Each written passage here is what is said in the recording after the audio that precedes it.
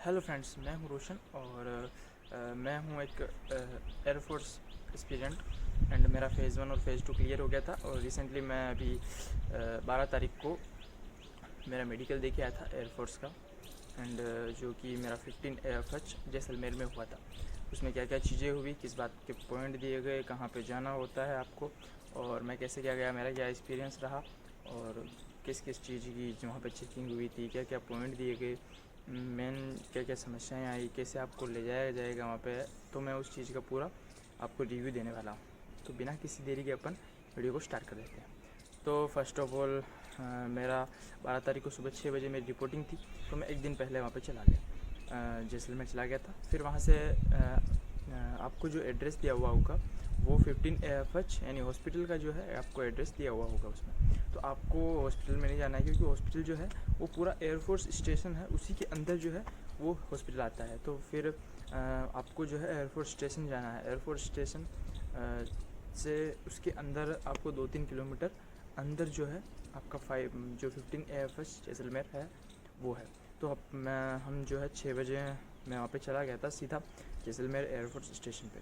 फिर वहाँ पे जैसे 6 बजे फिक्स 6 बजे, और फिर वो एयरफोर्स वाले जो भी पर्सन थे, एयरमैन, वो वहाँ पे आ गए थे। फिर हमारी लाइनें बनाई गई, वहाँ पे लाइनें बनी, और उसके बाद थोड़ी देर उन्होंने हमारे डॉक्यूमेंट लिए, सब चेक किया, हमारे एडमिट कार्ड देखे उन्होंने। फिर एडमिट कार्ड के हिसाब से जिस प्रकार हमारे चेस्ट नंबर थे उस हिसाब से हमें हमारी लाइनें बना दी थी वहीं पे। फिर वहाँ पर एक बस आई जो एयरफोर्स की बस थी, उसमें हमें बिठा के फिर वहाँ पे जो 15 AFH हॉस्पिटल है उसमें ले जाया गया। उसके अंदर गए। फिर मेन तो आपको वहीं पे ये ध्यान रखना है कि आपको जूते पहन के जाना है, चप्पल पहन के बिल्कुल नहीं जानी है। क्योंकि जो जो चप्पल पहन के गए थे उनको फर्स्ट में ही वहाँ पे जैसे ही हम बस से उतरे थे हॉस्पिटल के बाहर, उनको बढ़िया से पनिशमेंट मिली थी। उनसे पुशअप लगवाए गए, स्क्वाट्स और जो सब बहुत सारी चीज़ें करवाई गई। फिर उसके बाद हमें हॉस्पिटल के अंदर जाया गया। वहाँ पे गए, वहाँ पे जाके फिर लाइनों में वापस बिठा दिया गया। लाइनों में बिठाया और थोड़ी देर बाद फर्स्ट जो चेकिंग हुई थी वो हमारी हुई थी चेस्ट हाइट और वेट की हुई थी। चेस्ट हाइट वेट सबका लाइन अप चेस्ट नंबर के हिसाब से हुआ। जैसे ही वो हुआ और उसके बाद सीधे हमें हमारी आई चेकअप के लिए हमें ले गए। आई चेकअप में कैसा क्या हो रहा था कि एक आँख को ढके थे और दूर लाइट में कुछ वो ABCD लिखी हुई थी, उसको पढ़ना था आपको। एक तो चेकअप ये था। एक आपको बुक में से कुछ सेंटेंस पढ़ने थे, बहुत सारे हिंदी वाले सेंटेंस भी थे और इंग्लिश वाले सेंटेंस भी थे, उनको आपको पढ़ना था। बिल्कुल छोटे छोटे थे, और जो नहीं पढ़ पा रहा था उसको उस टाइम पे तो कुछ नहीं बोल रहे थे, लेकिन फिर वो उसका जो है पॉइंट एक बुक में नोट कर रहे थे। फिर उसके बाद एक वो भी हुआ था कि जो एक बुक आती है अलग ही जिसमें नंबर आते हैं, जिससे 16 वो लिखा हुआ, बहुत सारे डॉट डॉट रहते हैं और डॉट डॉट से ही कुछ नंबर लिखा हुआ होता है, वो भी आपको पढ़ना होता है उसमें। ठीक है। उसके बाद थोड़ी देर वापस सबको जैसे ही सबका वेट, सबका चेस्ट, सबका जब आई वाला हो गया, तो फिर वापस हमें एक एक एक साथ में बिठा दिया। फिर वापस लाइन चेस्ट नंबर वाइज हमारा ब्लड लिया गया। ब्लड हमें पहले 3 ड्रॉप दी गई, बड़ी बड़ी क्यूब, जो वैक्यूम वाली क्यूब होती है वो दे दी हमें। फिर हमारे को ले जानी थी, और उसमें अपने को अपना वो ब्लड निकाल के भर रहे थे। एक बार तो अपने को खाना बिल्कुल खा के जाना ही नहीं है यहाँ से। जैसे ही ब्लड लिया, एक बार ब्लड वो ले रहे थे, उसके बाद सेकंड ब्लड जो है उन्होंने हमें सबको एक जैसा खाना खिलाया, और उसके बाद वापस सेकंड बार भी ब्लड लिया गया। अलग अलग हाथ से लिया गया था, एक बार इस साथ से लिया और एक बार इस साथ से ब्लड लिया उन्होंने। फिर जैसे ही ब्लड लिया और उसके बाद हमारा हुआ ECG में बिल्कुल नॉर्मल प्रोसेस होती है। हमारी बॉडी पे वो कुछ बबल्स टाइप के वो लगा देते हैं, और पैरों में भी वो क्लिप लगा देते हैं, और फिर उससे हमारी जो हार्ट बीट होती है वो आती है। बिल्कुल नॉर्मल हुआ था बिल्कुल।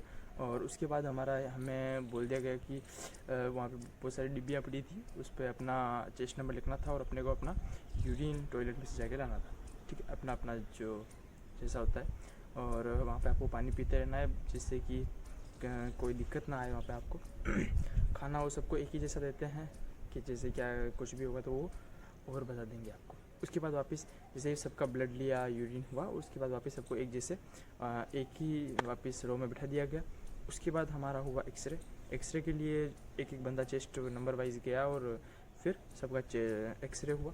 एक्सरे होने के बाद हमें वापस सेम जैसे एक प्रोसेस होती है और वापस सबको एक जगह वापस बिठा देते हैं और फिर वापस दूसरी प्रोसेस चालू होती है। इस प्रकार से हमारा पूरा हो रहा था। ठीक है, फिर एक्सरे हुआ। एक्सरे के बाद वापस सबका एक्सरे हुआ। उसके बाद हमारा हुआ था बीपी, यानी ब्लड प्रेशर चेक हुआ था सबका।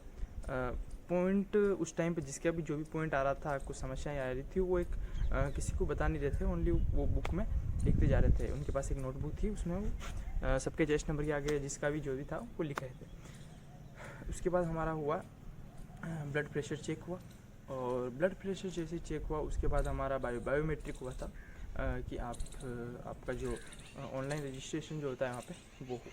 उसके बाद बीच में जैसे ही ब्लड लिया था वो फर्स्ट ब्लड हुआ, उसके बाद आपको नाश्ते के लिए बोल देते हैं वो। ठीक है, हमारे से पैसे लेंगे और नाश्ता करवा देंगे वहाँ पे, वो सबको एक जैसा नाश्ता करवाएंगे। और उसके बाद वापस ये एक्सरे की प्रोसेस और उसके बाद होती है नाश्ते के बाद। ठीक है, और कुछ टाइम पे तो जैसे सबका हो रहा है तो उस टाइम पे आपको रेस्ट मिलता है, और आपको ऐसे नहीं कि आप वहाँ पे हर किसी दीवार के इधर टेका लगे बैठे हो, ऐसे नहीं बैठना है वहाँ पे। क्योंकि अगर उन्होंने एयरमैन ने देख लिया आपको, एयर पर्सन ने देख लिया, तो फिर वो आपको पनिशमेंट भी दे सकते।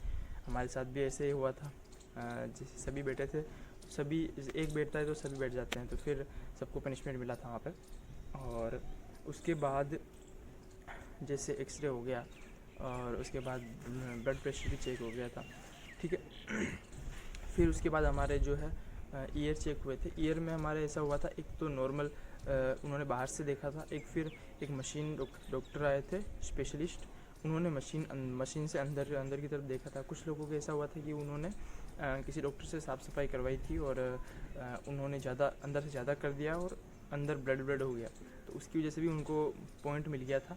एंड फिर उन्होंने बोला था कि डॉक्टर से इसे साफ नहीं करवाना है, खुद ही कर लेना, और ज़्यादा अंदर जो होता है ना, अंदर कहीं टच हो जाता है तो फिर वो ब्लड आ जाता है, तो उसकी वजह से भी बहुत सारों को पॉइंट मिल गया था। और एक और प्रोसेस हुई थी ईयर की, जिसमें यहाँ पे एक प्लास्टिक का कप रखा गया और उधर से वो उसको पेन से ऐसे आवाज़ चल रही थी कप के ऊपर, और इधर से जो भी अपने को एक सर नंबर बोल रहे थे वो वापस अपने को रिपीट कर रहा था। ठीक है, तो उसमें किसी को पॉइंट नहीं आएगा, क्योंकि वो तो बहुत ईजी था। ठीक है, एयर के ये चेकअप हुए थे। उसके बाद हमारे को जो है सबको एक ही लाइन में खड़ा कर दिया गया, और उसके बाद सबको खड़ा करके सबके पैर कैसे सही है या नहीं है वो देखा गया। ठीक है, और सभी के हाथों को भी बिल्कुल फ्लैट करवा के देखा गया। और उसके बाद हमें वापस सभी ग्रुप का जैसे ये हुआ, सबको एक जैसा वापस 2 लाइनों में खड़ा कर दिया गया। ठीक है, 2 लाइनों में खड़ा करके फिर हमसे पुशअप लगवाई गई, स्क्वाट्स लगवाए गए और सीटअप लगवाए गए, बहुत सारी चीज़ें हुई वहाँ पे, ये हुई। उसके बाद उन्होंने हमारे चेस्ट नहीं, उन्होंने हमारे जो है कंधे किसी के ऊपर नीचे हो रहे थे वो भी देखे थे। फिर हमारे जो है नोकनी भी देखी गई कि पैर किसी के बीच में पैर जो है नी है वो टच तो नहीं हो रही है। और उसके बाद उन्होंने हमारा फ्लैट फुट देखा, और हाथों को भी देखा गया, हथेलियों को सबको, और हैंड को ऐसे सीधे करवा के भी देखा कि उन्होंने इसके 5 डिग्री का एंगल बन रहा है या नहीं बन रहा है। और बहुत सारी चीज़ें देखी उन्होंने, कुछ भी यानी अपने बॉडी का कोई भी पार्ट उन्होंने, ऐसा नहीं है कि उन्होंने छोड़ दिया, सभी चीज़ें हमारी चेक हुई। ठीक है, और बहुत सारे पॉइंट आए ब्लड। फिर थोड़ी देर बाद उन्होंने प्राइवेट पार्ट्स की भी चेकिंग की, और वो तो बिल्कुल नॉर्मल ही था, ऐसा कुछ नहीं था उसमें, और बहुत सारी चेकिंग हुई थी। एंड जो मैक्सिमम था वो यही था कि उन्होंने ये चेक किया था। और बहुत सारों के बीच में ऐसा था कि नोकनी नहीं थी, बट उनके जो है पैरों के बीच में गैप ज़्यादा आ रहा था। जब अपन पंजे को रेडी को टच कर रहे थे तो उनकी गैप ज़्यादा आ रहा था, तो उनको भी पॉइंट दे रहे थे वो लोग। एंड मैंने यही था कि यही चेकिंग कर रहे थे। फिर उसके बाद थोड़ी देर बाद घंटे भर हमें बिठा दिया गया उन्होंने, और फिर रिज़ल्ट अनाउंस किया गया। उनमें से 45 में से सिर्फ 8 बच्चे फिट थे। मेरा कार्ड भी था, मेरा भी रेड कार्ड ही था, मुझे भी चेस्ट का पॉइंट मिला था एंड ECG का पॉइंट मिला था। मैक्सिमम लोगों को ECG का पॉइंट मिला था। तो आप ECG के टाइम पे बिल्कुल नॉर्मल रहना है, आपको ज़्यादा ऐसे टेंशन लेने वाली कोई बात नहीं है। एंड फिर आपका 2 बार मैंने ब्लड आपका एक तो खाने के पहले लिया जाएगा, आपको जाना है तब लगभग 12 घंटे पहले तक कुछ भी नहीं खाना है वहाँ पे अगर आप जाओ तो। और उसके बाद वहाँ पे आपको नाश्ता देंगे, नाश्ते से पहले आपका एक बार ब्लड लेंगे और नाश्ते के बाद आपका एक बार ब्लड लेंगे, ठीक है। और पूरे शरीर की जांच करेंगे और वहाँ पे आपके पैरों को भी मुड़ा के चेक किया जाएगा कि गोल पूरे घूम रहे हैं या नहीं घूम रहे हैं। और फिर उन्होंने एक और चेकिंग की थी, हमें पंजे पे बिल्कुल पंजे पे जंप करवाया था उन्होंने। और फिर पीछे वाली जो नसें होती है हमारे यहाँ पे सिन पेन जो होता है ना, यहाँ पे नसें होती है, उनको देखा कि किसी के जंप तो नहीं रही है, ऐसा कुछ देख रहे थे वो लोग।